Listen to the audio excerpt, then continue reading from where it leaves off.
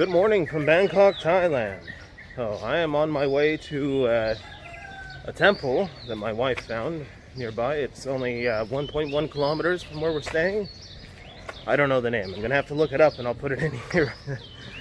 So my wife knows the name. She's not coming because she's getting ready. We're gonna be driving out of Bangkok today and going elsewhere. So more fun to come.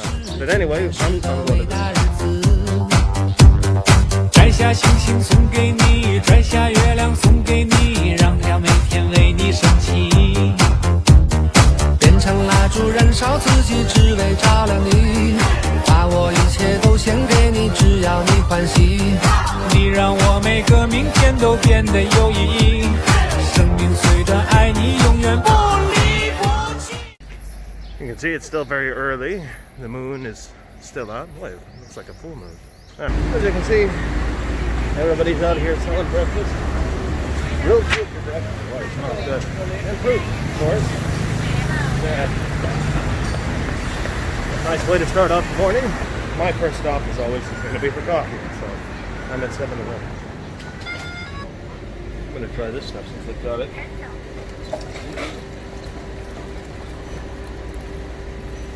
I'm hoping, just make a mistake, but iced coffee. That sounds great. Now do they have words? Okay, now we can enjoy some coffee and find out what I got. Oh man, that's good. I doubt that you can see, well maybe you can across the street, there's some monks walking around. I thought that was interesting. It's something I haven't seen since a long time ago when I graduated high school. I went to live in Long Beach, California for a while. They used to have Buddhist monks that would walk around like that too.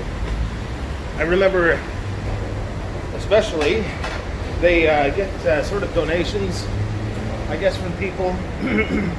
I see someone giving them some stuff right now. They're not supposed to smoke or anything, but in California I always used to see them smoking anyway. Yeah, it's kind of cool. People give them stuff to help them out. Yeah, monks. Now, if you go to China, you'll probably see monks there too. And I used to see them pretty regularly when I lived in Beijing. But for the most part, they weren't real monks.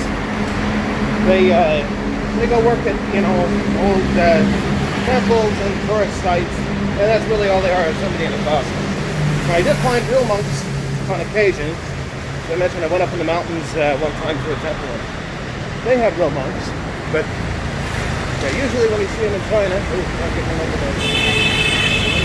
down that way. Usually when you see them there, they're not monks. They just were guys. I don't know. I did see some monks one time in Beijing.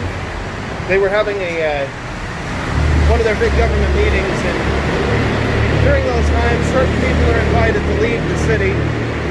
So I'd see a bunch of people dressed up in their stuff leaving the city. That time they were real monks. Well, I don't know. Maybe they were fake monks, and that's why they were being invited to leave. Too many attempts at scamming people or something. Who knows?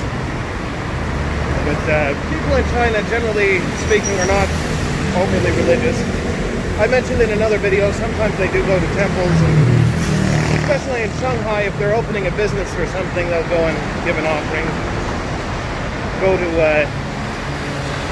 not necessarily the Buddhist temples, but the Taoist ones. Try and help their business succeed. Students are another group that likes to go to temples. If they have a big exam or something, then they'll go to one of the temples. They have different places you can go pray for different things. But yeah, if they're trying to pass a big exam, they'll probably go to the temple and say some kind of a prayer.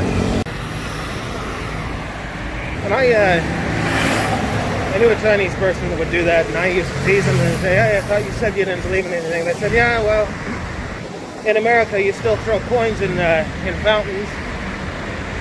And I said, yeah, I'll give you that, okay. So it's just basically to some of them like throwing a coin in the fountain for good luck. And you say, why not, right? But, I think I see the top of the temple I'm probably supposed to be going to. I should probably check my directions and see that I'm going the right way. Yeah, I'm supposed to turn on the next road. So I am going the right way still. You know, I just realized this reminds me of another place that I've been. Even some of the buildings, it reminds me of New Orleans in Louisiana. Weather is similar, and some of the buildings are also kind of similar. Well, yeah, you're looking at them in an Asian sort of way. I mean, New Orleans was once controlled by the French, and I guess some of their architecture played a part in it, and the same here in some places. Oh, this is, I guess I can. Yeah, I don't know if you can see across the street, but after this, I'm definitely going there. And I see a lot of people coming here. It must be, I have to remember, I'm not in China now. And people here tend to be quite a bit more active, religiously speaking. So I think this place opens at 5 a.m. or is it 6? It opens really early, either way. So it looks like people start coming out here pretty early for whatever it is they do there. I'm not a Buddhist, so I don't know. Well, I do have a story about that. Once upon a time, back in 2007, I went to on some kind of tourist thing in China. It was a Chinese tourist thing though, so I had no idea what was going on. My friends knew. They took me to this place. I go through and they've got all these shrines. They hand me this card, tell me to light this incense and put it in the thing, and then at the end, you know, my friend turns to me and says, "Okay, now you're Buddhist." I'm like, "What?" Okay, I guess so. Yeah, maybe I am a Buddhist and I just don't know. I didn't think that they had any sort of conversion thing or anything like a baptism, but yeah, whatever that was, they said I'm Buddhist now, so maybe in some version of Buddhism. Well, here it is. I have found it. Kind of trying to be quiet because there are people praying in here. Might step into the parking lot and have a look.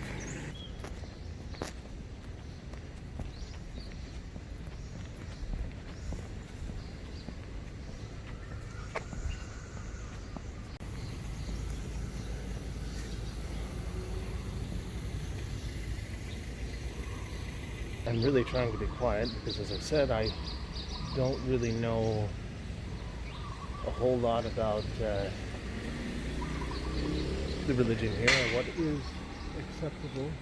I know this is a holy place for people, so I've seen very interesting architecture, very different. I am in Asia, and I always kind of thought that most architecture throughout Asia was inspired a bit by China. This might be a little bit, but it certainly doesn't look very Chinese. It's very unique, very different.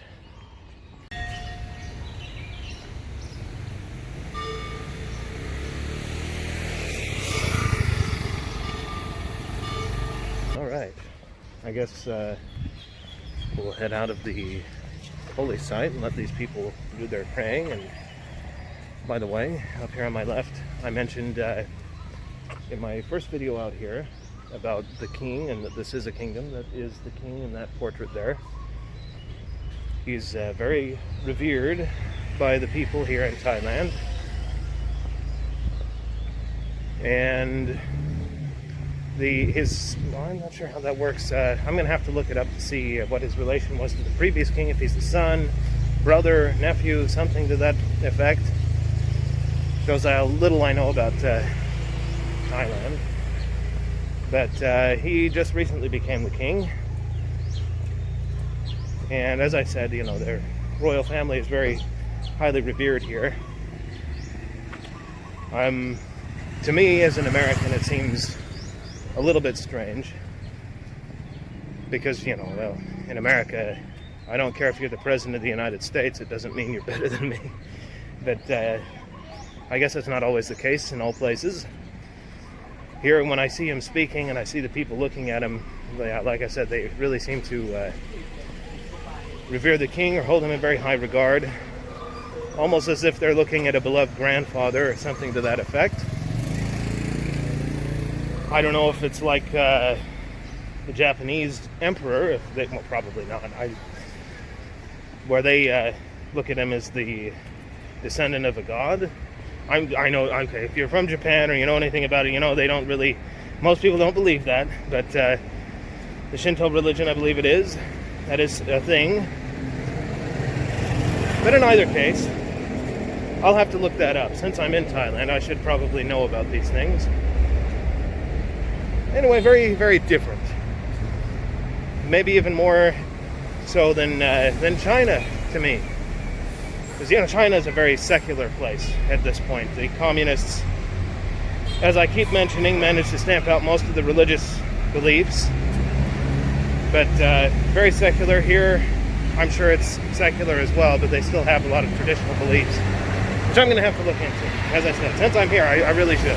I'm really glad they have these bridges over the road. If not for these, I don't know what I would do. These, especially after seeing that motorcycle accident yesterday. So there's that temple behind me. Yeah. If you're in Thailand, don't worry about where you're staying, because there are shrines and temples literally everywhere within walking distance of any place. So don't worry about thinking you have to stay in the touristy places. You really don't. You can get a more authentic experience if you don't stay in the touristy places. At least that's what I would do. But I'm an idiot, as has been well established throughout the history of this channel, so maybe you don't want to do what I do, but well, yeah. And now I'm on that little alleyway that we saw from the other side. A lot of activity down here. Lots of stuff to see. See monks. Oh, they don't wear shoes. I guess they come out here to get breakfast. We need more people to donate breakfast. Yeah, as I mentioned, when I lived in California I lived there for a couple of years. I used to see monks out there all the time. They have a fairly sizable community of Cambodian people. I have an old friend. He, I guess his parents fled Cambodia when they got taken over by the communists. His father actually escaped from the killing fields, believe it or not. Went to Thailand, met my friend's mother, and that's where he was born. And now, of course, he lives in Philadelphia. Well, he used to live in Philadelphia. He had joined the military, last I heard. And, well, that tends to take you all over the place. He could be in Korea right now, for all I know. But, yeah, there's a fairly sizable community of Cambodians in the Long Beach area, in Los Angeles. So, yeah, if you go there, you may see some of these monks walking around. Cambodia is not very far away. Similar culture. Yeah. And you may have noticed there's a lot of these guys going by on motorcycles wearing like a vest thing. Those are taxis. It's a motorcycle taxi. Yeah, you can see them going by now. I guess I'm assuming it costs a lot less than regular taxi. Yeah, you pay them some money, I guess, tell them where you're going, and hop on the back of that motorcycle. Kind of interesting. They used to have that a lot in China. Of course, they've cracked down on so many things, it's hard to find much of that. But when I was there, I used to take all kinds of strange taxis. They had these, I think I've talked about the motorcycle taxi things. There's a, I guess what you call a small car. It's like a three-wheeled thing. The front of it looks like it's a motorcycle, and the back of it is a golf cart. They'll put a cab over it, and I used to take those all the time to get to the subway stations when I lived in Beijing. And before, they used to have those motorcycle taxis. Like I said, they really cracked down. So it's getting harder and harder to find that sort of thing. Sometimes in small places out there, you can still find something like that. But the motorcycle taxis, I haven't seen that in a long time. I don't think they have them anywhere anymore. Probably like all the night markets. Somebody didn't like it, or they decided it made China look bad or something, so they just got rid of all of them. Really unfortunate. I mean, the motorcycle taxi thing I don't miss, but the night bikers I do. You can get a lot of good food there, a lot of good entertainment, as I mentioned in a previous video. But if you come to Thailand, I'm sure there's no shortage of night market activity. As I mentioned, this place comes to life at night, so yeah, if you like that sort of thing, good place to come. Now they see the monks praying out here.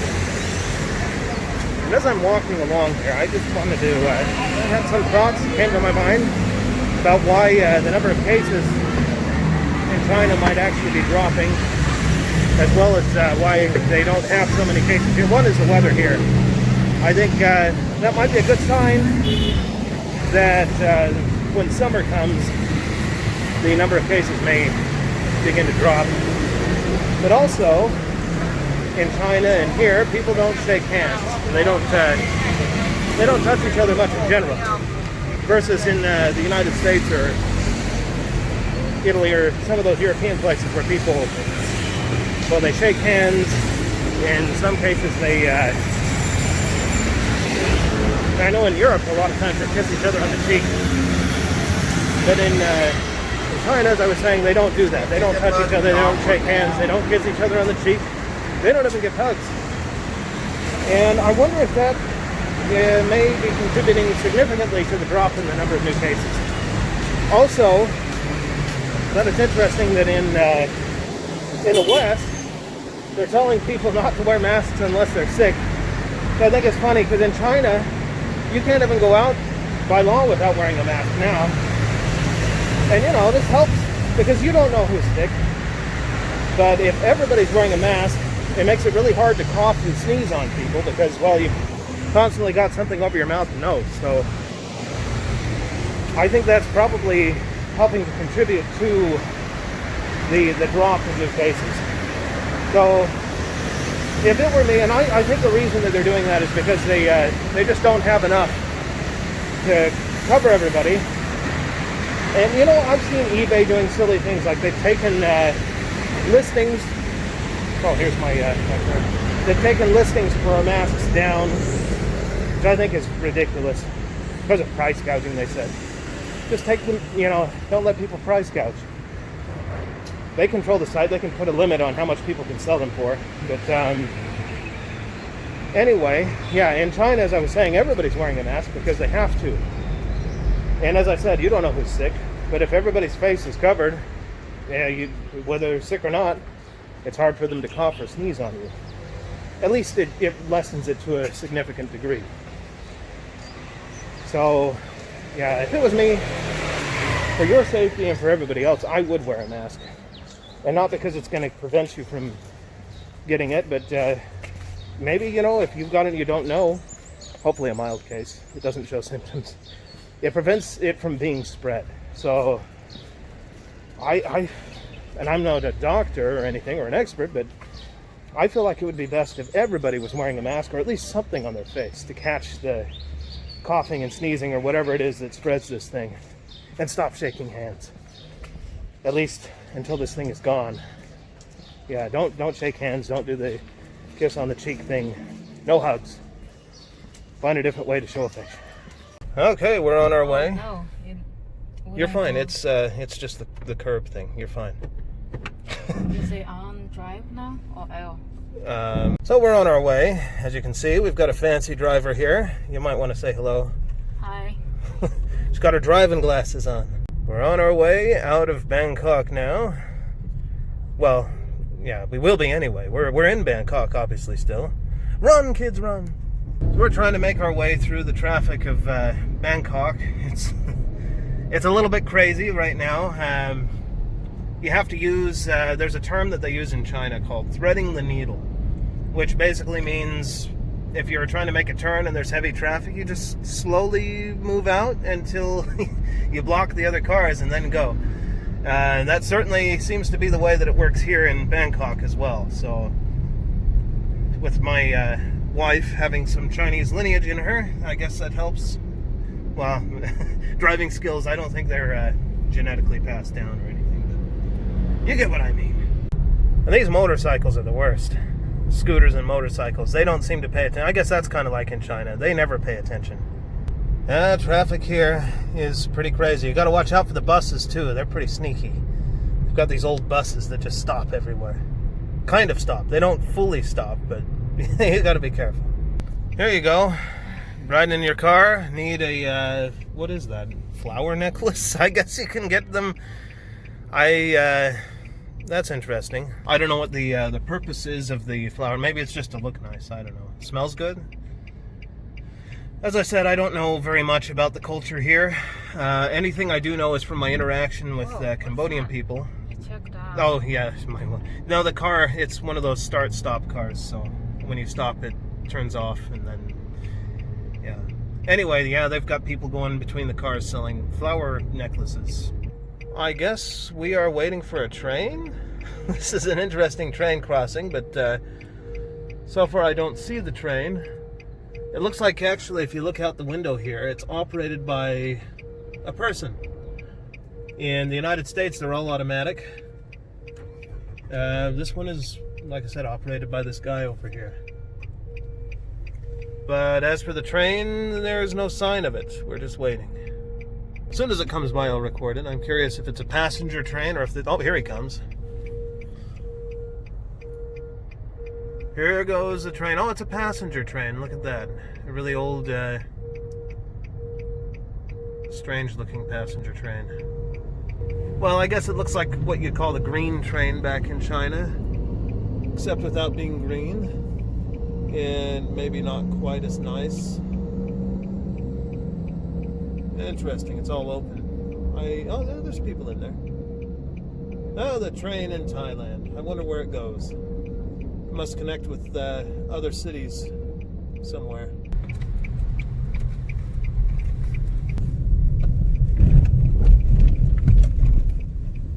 At some point, when I see one, I'm going to have to point this out. There's something called a tuk-tuk here in this part of Asia, which is, now you saw the motorcycle taxi earlier.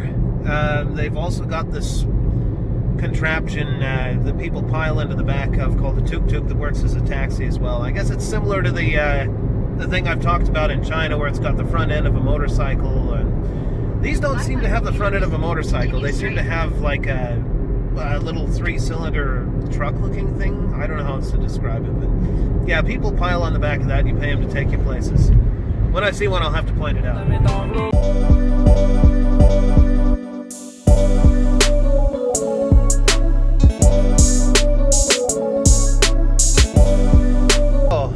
How's the driving here? It's not bad, I guess. It just takes some time to get used to it. So, would you say that your driving here in Thailand has been fuel efficient? No, definitely not. In Thailand, you had to constantly watch out the traffic with all the motorcycles, all the cars, everything. Continue straight. You constantly push the brake and then the gas to go. It takes a lot to drive around, I would say, gas-wise. So there you have it. If you're driving in Thailand, it's going to be pretty hard to be fuel efficient. Now, there certainly are a lot of these big temples around here. They're very different than what you'd see in East Asia. When I say East Asia, that's referring to, like China, Korea, and Japan. Usually that's what's considered East Asia. This is Southeast Asia. So there are going to be some Chinese influences, but not nearly as pronounced as if you're in Japan or Korea, where, even their writing. Now, I know current modern Korean writing and Japanese writing is not, we're both in the same lane with another car. They're not the same as Chinese, but their traditional writing in both Korea and Japan are all Chinese. And especially with Korea, at one point that was part of China, long, long ago. Of course, in more modern times, Korea was also part of Japan. But all of those places have been heavily influenced by China.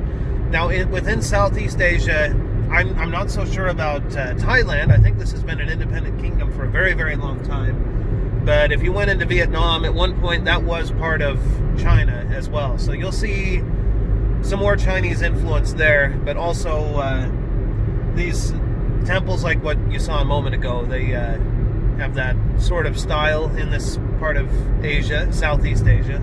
You have to remember it's a little different from East Asia. But very different, even for me who has been in East Asia for a little while now.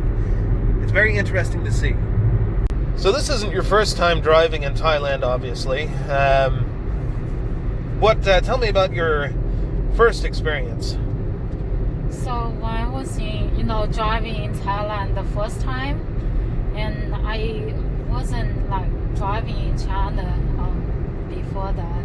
I have a driver license, I drive in America, Europe, or South America, but I didn't drive in China or other Asian countries like Thailand. So when I came here the first time, and I came here with Charlie and my mom, so I rented a car, and they were actually really scared of me driving because they have never seen me driving in China. They were sitting in the back. Normally Charlie was crying, but not crying, but being very naughty in the car. But not that time. They were both super quiet in the back because they were scared, and Charlie couldn't understand why I was up front, driving. So anyway, and my vision isn't that great at night.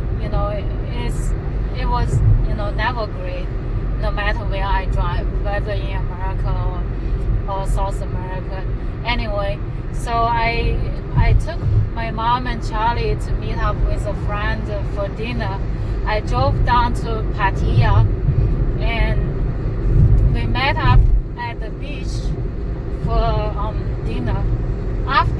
While at the dinner table, I was asking my friend to drive us to the hotel because it was getting really dark and my vision, wasn't great. So I haven't even started to ask if he could drive me to the hotel.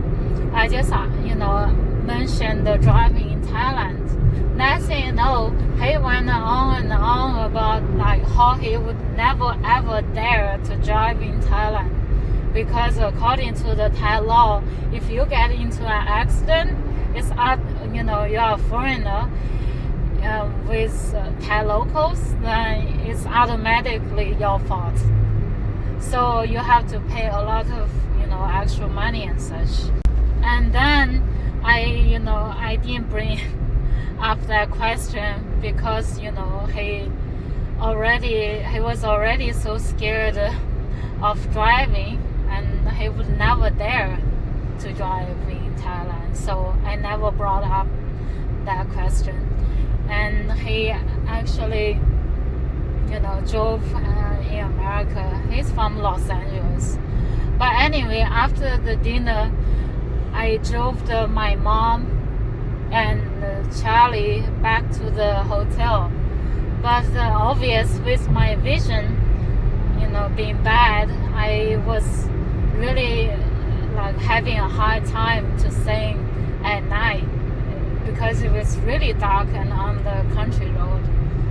So luckily, I suppose I was lucky maybe with God's blessing or something. So I was able to make it okay, and we made it safely back to the hotel. But we were on the road for over an hour. I find that so funny. My son, if you've ever seen him in these videos, he's a very naughty little boy sometimes. He's also very brave.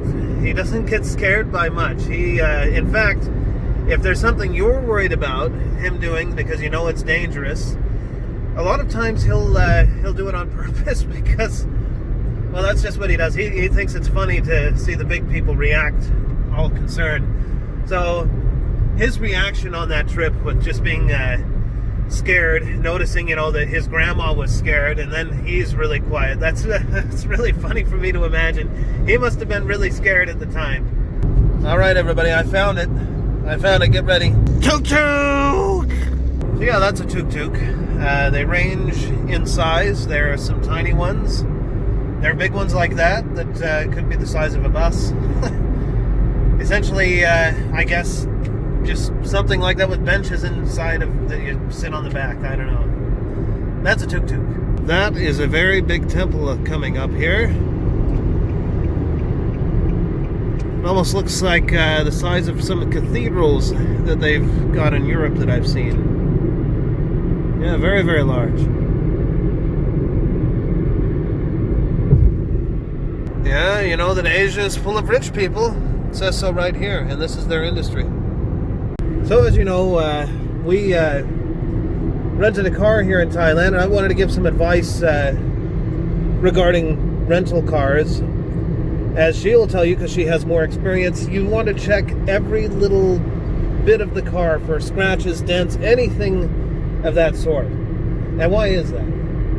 Yeah, at the time of pickup. Otherwise, they will charge you tons of money for damages. Although you did not do anything, but no matter, you are going to pay either way. So every little scratch. Every single scratch you can see. It doesn't matter what the size is, even just a tiny one, and you still have to point it out when you check on the car. Like inspect the car, then you just point out. They will mark it on their paper, so that will be very, very helpful as you return the car. Yeah, and don't feel like you're being a jerk or something for looking over the car really thoroughly. They expect that. That's normal here, so do yourself a favor and make sure that you do check over the car completely. Welcome to Don Hoi Lot.